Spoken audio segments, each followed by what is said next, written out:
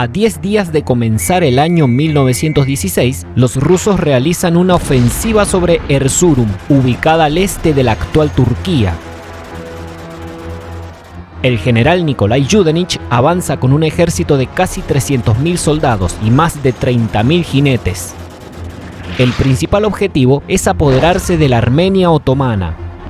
Los rusos derrotan a los otomanos sin dificultad y capturan varias fortalezas otomanas que son cruciales. Para el mes de abril, Trebisonda cae en manos rusas y los otomanos no volverán a ser un problema para Rusia, que deberá poner el foco de su atención sobre Alemania y Austria-Hungría. Además de la victoria en el Cáucaso, la balanza parece finalmente inclinarse a favor del bando de los aliados de la Entente, especialmente después de la entrada de otra potencia europea en su favor, Italia. Aún así, y como viene siendo ley en esta guerra, nada será como todo el mundo esperaba. Aprovechando que los alemanes están llevando a cabo una gran ofensiva en Verdún, en el frente occidental, Rusia lanza la ofensiva del lago Narok, en el frente oriental, pero el intento de apoyar a los franceses es inútil, y en esta ofensiva los rusos vuelven a sufrir un grave desastre, pues obtienen más de 100.000 bajas a cambio de solo 20.000 alemanes. En los últimos meses, las ofensivas austrohúngaras han provocado aún más bajas entre los ejércitos rusos, y si la cosa sigue así, Rusia pronto se quedará sin ejército lo suficientemente numerosos como para frenar las ofensivas de los ejércitos germánicos.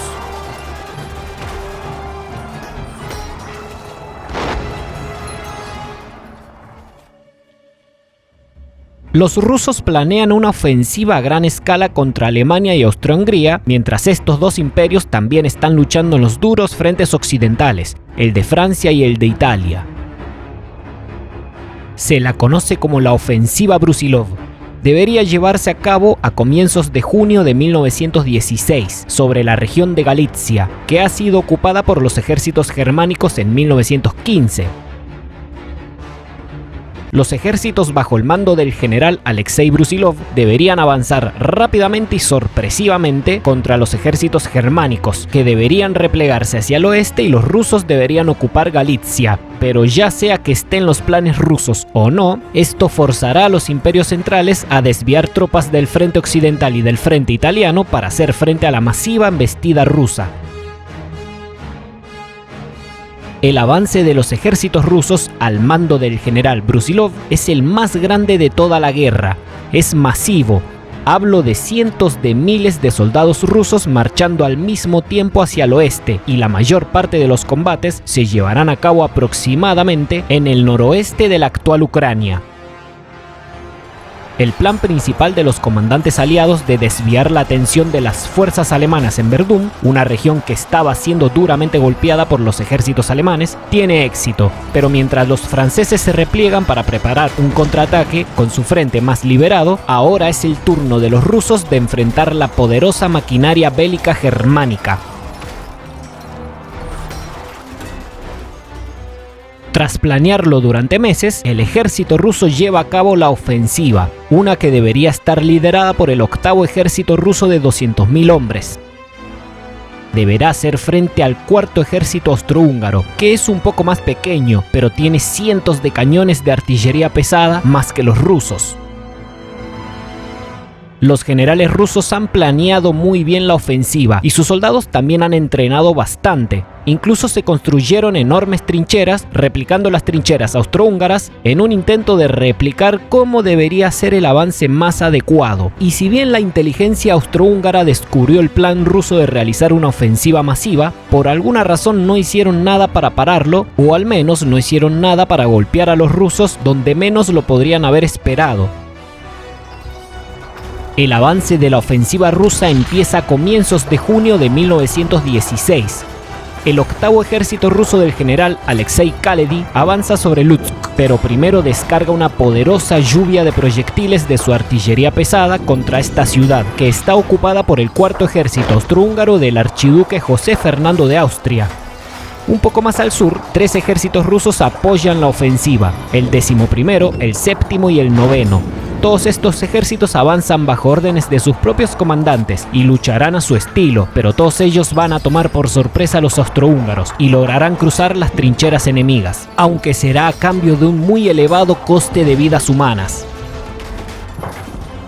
Los austrohúngaros son tomados por sorpresa y esto permite que los rusos ataquen con ventaja, de forma aplastante.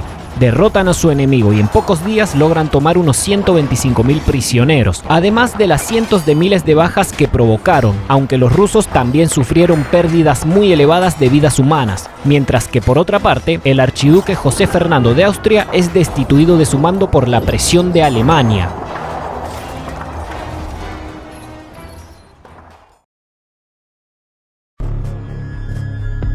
Ahora puede notarse claramente el poder y la influencia que tiene Alemania, sobre todo en el alto mando militar de los imperios centrales. Los generales alemanes están prácticamente al mando del frente occidental y del oriental en su totalidad. Incluso se podría decir que tienen el mando en el frente balcánico y en el frente del norte de Italia solamente están apoyando a los austríacos. Dubno y Lutsk son ocupadas por los rusos, aunque detienen el avance para descansar tras la lucha, tras la pérdida elevada de soldados y por la falta de la reserva de caballería que debería apoyar el avance. Brusilov ve que para perseguir a los austrohúngaros con dirección al suroeste, primero tiene que tener una línea de abastecimiento segura y mucho más grande. Por lo tanto, opta por desviarse al norte y atacar al ejército alemán que está enfrentando al ejército del general Alexis Ibert, para así atraparlo entre dos flancos y eliminarlo. Sin embargo, la falta de cohesión y de buena conexión entre los altos mandos de los ejércitos provoca que el avance ruso se detenga.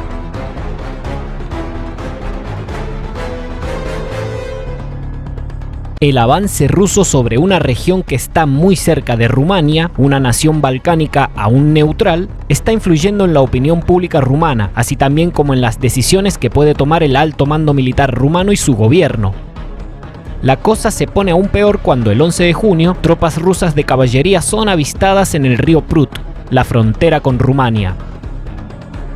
Este contingente ruso cruza la frontera de Rumania porque está persiguiendo a los húngaros que se están replegando, tras el feroz primer ataque de la ofensiva.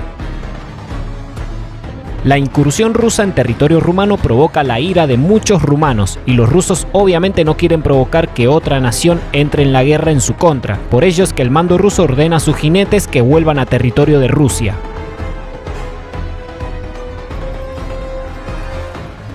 Las legiones polacas del Imperio Austrohúngaro, al mando del general Józef Piłsudski, se tienen que enfrentar a una fuerza rusa en la región fronteriza que está entre las actuales noroeste de Ucrania, suroeste de Bielorrusia y sureste de Polonia. Los polacos están en clara inferioridad numérica. Aún así, los legionarios polacos han sido históricamente muy duros y consiguen retrasar el avance ruso durante un tiempo. Se desata una dura lucha por el control de la ciudad de Kostówniuka, aunque después de varias semanas de duros combates, los polacos están forzados a replegarse por estar en clara inferioridad numérica.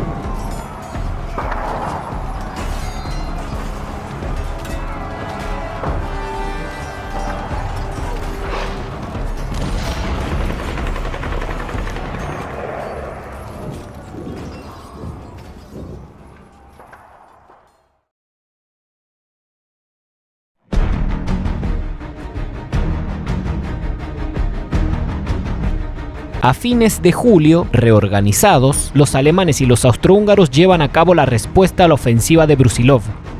El contraataque está liderado por el general alemán Alexander Adolf von Lissingen, quien tiene la tarea de parar la ofensiva rusa, y su objetivo es la región que está en torno a la ciudad de Kovel. Brusilov tiene a dos comandantes bajo su mando, Vladimir Vysabrasov y Vladimir Zakharov, quienes cuentan con 29 divisiones, que son unos 30.000 soldados de infantería.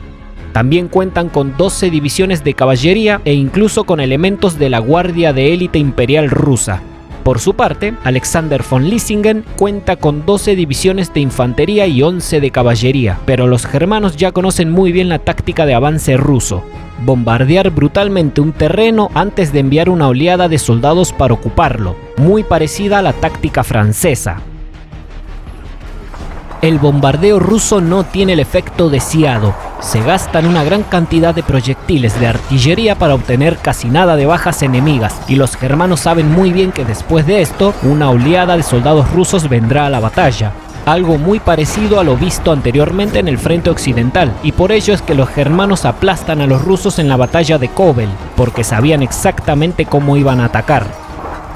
Causan más de 40.000 bajas rusas, a cambio de menos de 10.000 bajas germanas. A pesar de esta pequeña victoria, los contraataques germanos no son suficientes como para expulsar a los ejércitos rusos de Galitzia. Entonces, Alexei Brusilov ordena continuar el avance de sus ejércitos a inicios de julio, a un mes del comienzo de la ofensiva. Para finales de julio, el 11º ejército ruso ocupa Brody, tras una lucha que obligó a los alemanes a replegarse a Leópolis, mientras que el 9º ejército ruso ocupa Halich. Brusilov intenta apoderarse de otra ciudad importante, la misma Kovel, donde anteriormente fueron derrotados, y si bien cuenta con el doble de efectivos que el enemigo, también es cierto que ha sufrido bajas muy graves. No solamente son los 60.000 muertos y más de 300.000 heridos, también ha perdido a muchos oficiales de alto rango, unos 5.000. Brusilov tiene que esperar la llegada de los reemplazos para que su ejército esté completo, pero cuando llegan y avanza para tomar Kovel, los rusos vuelven a sufrir otra aplastante derrota ante un ejército alemán mucho más pequeño numéricamente.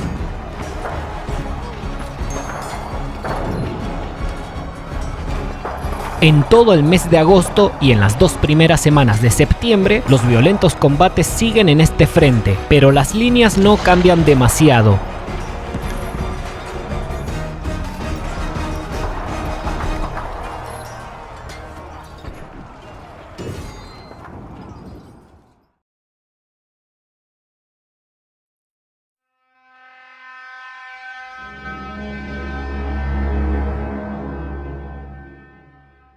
Al final, Rumania entra en la Gran Guerra.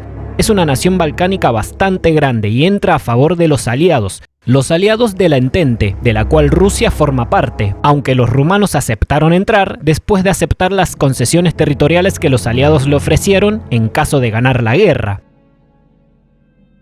Ahora sí que Rusia tiene a un fuerte aliado en la región del Frente Oriental Sur. Sin embargo, Rumania no va a durar mucho tiempo con su propia ofensiva, porque los imperios centrales son muy fuertes en Europa Central, y en poco tiempo casi toda Rumania es ocupada por los ejércitos de Alemania, de Austria-Hungría y de Bulgaria.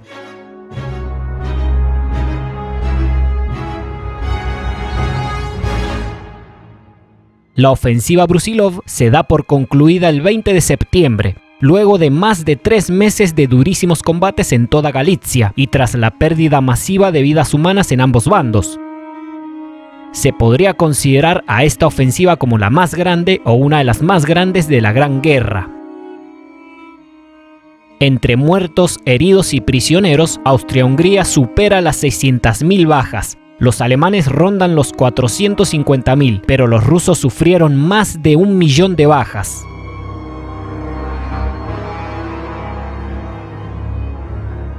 Los rusos consideran esto como una victoria con sabor a poco.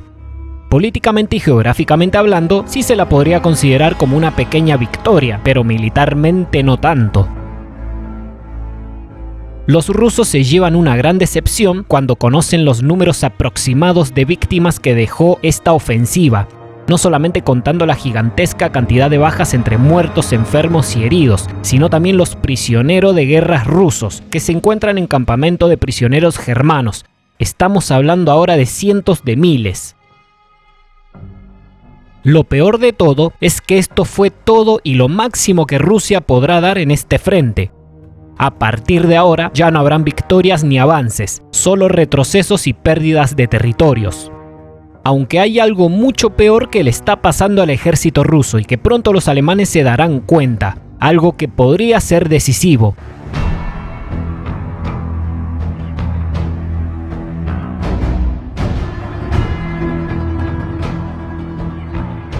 Las enormes pérdidas de vidas humanas está provocando un fuerte malestar y enemistad entre los militares rusos, pero no solo entre los soldados y los oficiales, sino también entre los militares de alto rango y los políticos de alto nivel, la élite rusa.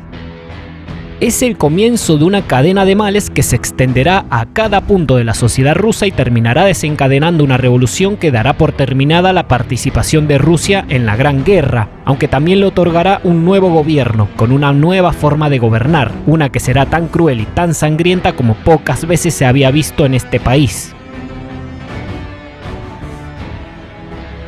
Es una revolución que empieza en las grandes capitales, pero después se extenderá por todo el país.